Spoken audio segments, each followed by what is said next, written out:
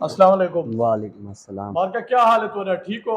खुश हो? आज मैं थोको जरा गुलकार लोग गुलकार सुनाने ना, उनका नाम है अब्दुल करीम। उशोदा अखी तो जरा मठा है, लेकिन उनके सीने दा जिहड़ा अखी हैं वो सारा खुलिया हुआ है, सिज दे वांग और चंद वाली कार वो अपनी सोच को रख दे।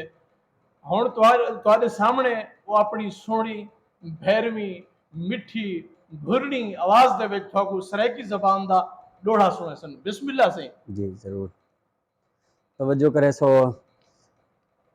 साको पिनण दा कोई आयो शौक ना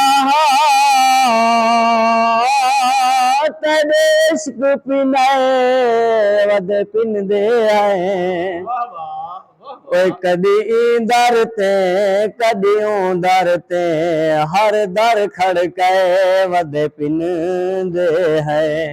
वाह वाह वाह ओए वाह। कई खैरात चा पई ओ कश कौल दे विच वाह वाह। कई झिणक अलय वद पिनदे हैं। दिल नूर पिना कोई पेशा नहीं ओ तब इश्क पिना वद पिनदे हैं। सट्टी जुलो जोड़ा सही। आवाज खुश करो मार के गो।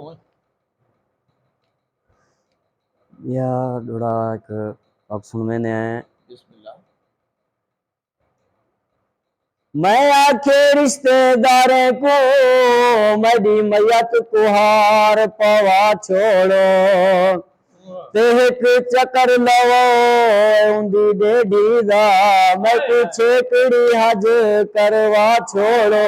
वाह वाह ओ वाह वाह। नहीं आया चलो कोई गल नहीं कर मैदा फर्ज अदा